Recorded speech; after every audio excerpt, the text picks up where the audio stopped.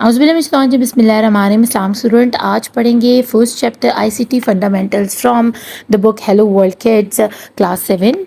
Topic है हमारे पास scanner और पेज है ये 10। तो स्टार्ट करते हैं इस टॉपिक का first part, that is handled scanner. A handled scanner is an electronic device that scans physical documents and convert them into digital format.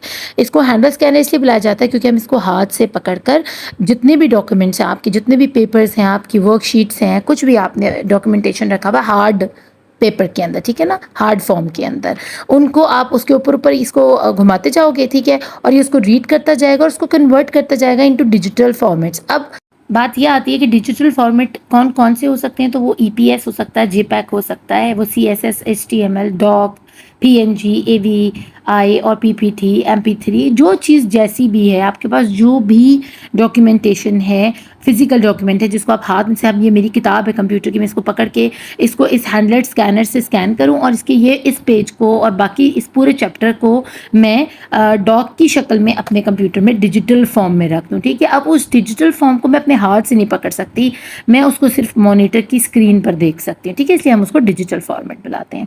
आगे चलते हैं, flat bed scanner. A flat bed scanner is an optical scanner that uses a flat surface for scanning documents and images. अब आपको नज़र आ रहा होगा ये flat bed इसको क्यों बुलाया जाता है, क्योंकि एक बिल्कुल बेडनुमा इसकी जो है ना स्ट्रक्चर है, ठीक है, और इसमें जो कांच आपको नज़र आ रहा है, ग्लास लगा हुआ है, इसके नीचे एक लाइट चल रही होती है, मैं आपको वीडियो में भी दिखा रही हूँ। आप इसके ऊपर कोई फ्लावर रख दें, इसके ऊपर जो चीज़ आप रखेंगे आपको उस चीज़ को मूव नहीं करवाना पड़ेगा, ठीक है, ये मूवमेंट नहीं मांगता, इसमें बस आप रख दें कोई चीज़, ऊपर से इसका लिड बंद कर दें, इसका जो ऊपर ढक्कन है उसको बंद कर दें इसके प्रॉपरली, और बटन जैसे ही आप ओके का दबाएंगे तो ये इसके अंदर एक लाइट चलेगी जो कि आपको वीडियो में नज़र भी आ रही है, ये उस पूरी जो भी चीज़ होगी उसका इमेज ले लेगा, ठीक है, और उसको आपकी मॉनिटर की स्क्रीन के अंदर दिखा देगा।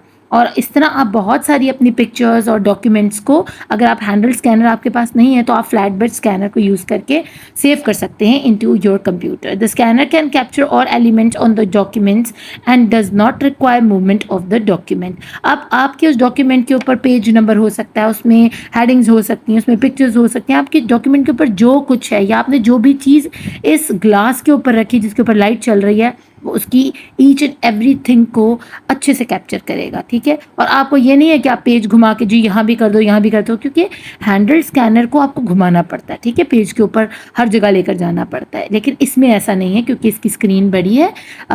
तो आप आराम से पूरा डॉक्यूमेंट इसके ऊपर रखें और बस बटन ओके का प्रेस करें and you get scan that document and find a copy in your PC. अब चलते हैं क्यूआर रीडर की तरफ। A QR reader is a scanner that reads the QR code, quick response code।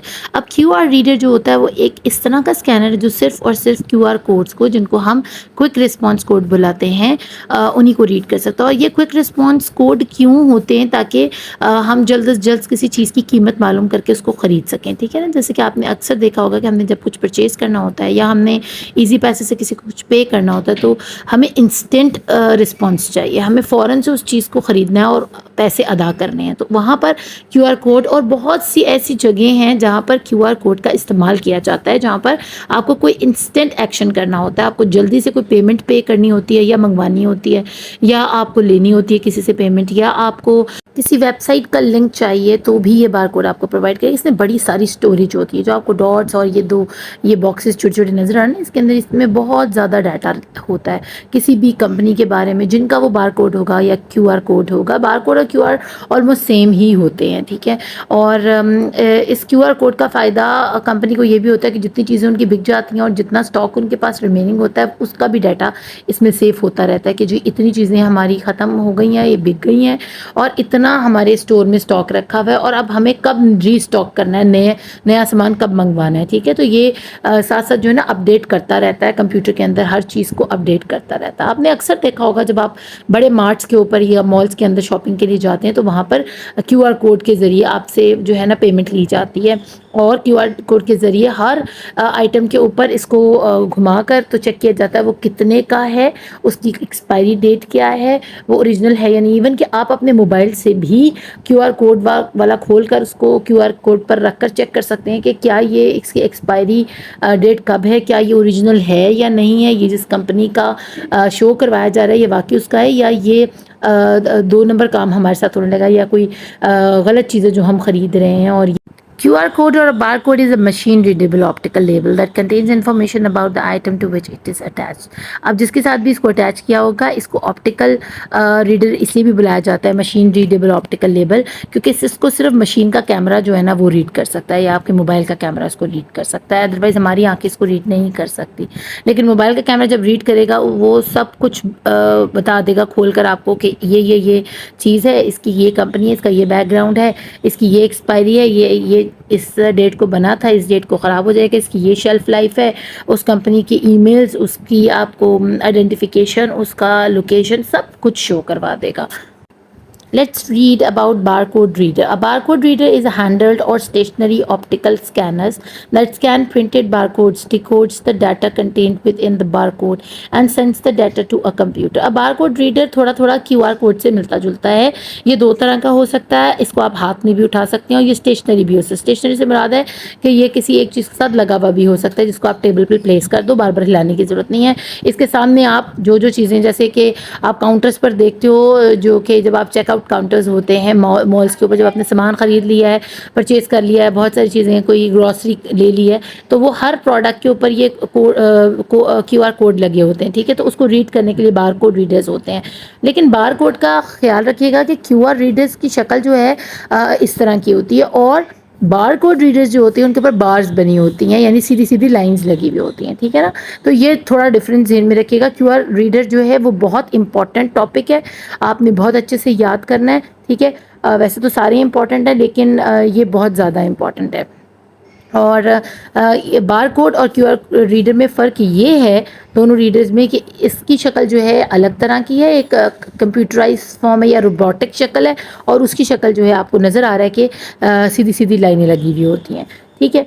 अब इससे हम क्या क्या कर सकते हैं, ये बहुत सारी चीज़ों को डिकोड कर सकता है, बहुत सारा डाटा जो इसमें सेफ होता है उसके बारे में बता सकता है, जिस भी चीज़ के साथ ये लगा होता है उसके बारे में पूरी मालूमात उसमें होती है। जैसे कि अगर मैं दूध का डब्बा ख़रीदती हूँ, उस पर बार कोड को रीड करती हूँ तो उसमें से सारा डाटा बाहर मेरे पास खुलकर मेरे स्क्रीन पर आ जाएगा कंप्यूटर की, और मुझे वो शो करवाएगा कि ये दूध जो है इसमें कितनी न्यूट्रिशन है, ये दूध किस चीज़ से बना है, इसमें क्या क्या कितने मिनरल्स हैं, कितने वाइटामिन्स हैं, इसमें क्या चीज़ अच्छी है क्या बुरी है, सब कुछ, और किसने बनाया है, कब बनाया है, और ये कितने मिकदार में लिया जा सकता है, ठीक है। तो ये इसकी सब डू एंड डोंट्स आपको शो करवा दी जाएंगे कंप्यूटर के ऊपर। A barcode reader typically includes a light source and scanning lens as well as a decoder that analyze data printed on the barcode and send it to the scanner's output port.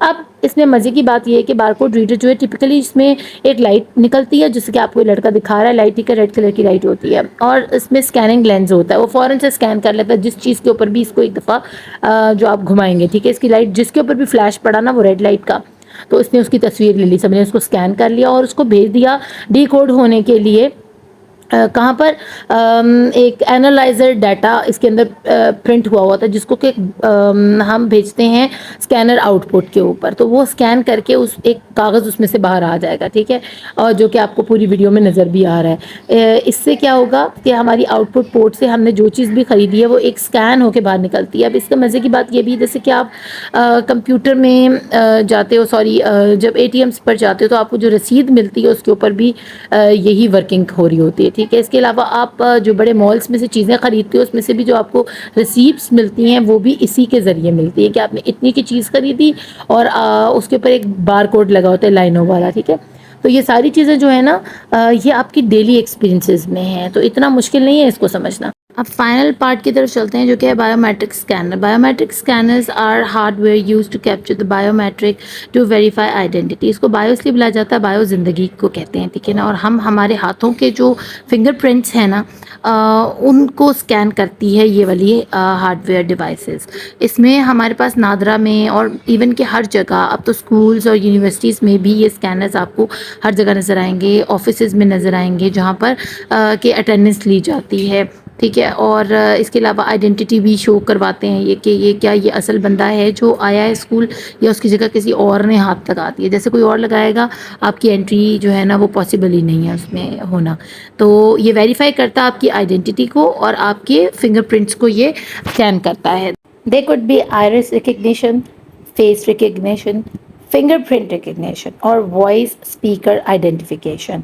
अब ये हर तरह के हो सकते हैं scanners. इसमें आपकी आंख को भी चेक किया जाता है, ठीक है। आंख के ज़रिए आपकी एंट्रीज हो सकती हैं, जैसे कि एयरपोर्ट्स के ऊपर होता है, ठीक है। आपकी आंख को स्कैन किया जाता है और फिर आपको ओके दिया जाता है कि जी ठीक है, आप ठीक है, आप यहाँ पर हमारे मुल्क में एंटर कर सकते हैं। आपका कोई बायोडाटा जो है गलत नहीं है, आप को पुलिस नहीं ढूंढ रही, या आप कोई क्रिमिनल नहीं है, ठीक है ना। इस वजह से आइरिस रिकग्निशन होती है। फिर फेस रिकग्निशन, आपको पूरा फेस जो है रिकग्नाइज किया जा सकता है स्कैनर के ज़रिए। या आप अपने लॉक जो है फेस लॉक भी लगा सकते हैं, आइरिस लॉक भी लग सकता है आपके मोबाइल्स के ऊपर, अगर आपका बहुत अच्छा किस्म का मोबाइल है। इसके अलावा फिंगरप्रिंट्स का तो हमने देख ही लिया है। इसके अलावा आपकी वॉइस और स्पीक, ठीक है ना, स्पीकर्स जो हैं आपके, उनका भी होता है रिकग्निशन कि आपकी आवाज़ सुन के डिवाइस खुल जाती है, ठीक है। या आपकी आवाज़ सुनकर दरवाज़ा खुल जाता है। इस तरह ज़्यादातर लेबॉर्ट्रीज़ वगैरह के में होता है इस किस्म की आइडेंटिटी बेस जो है ना, डोर लॉक्स लगे हुए होते हैं। और जिस बंदे ने ये लॉक लगाया होता है बस उसी की आवाज़ सुनकर वो लॉक खुल सकता है, ठीक है। उम्मीद करती हूँ आपको इस टॉपिक की अच्छे से समझ आई होगी। अपना खूब ख्याल रखिएगा। Thank you for watching. Allah निगहबान।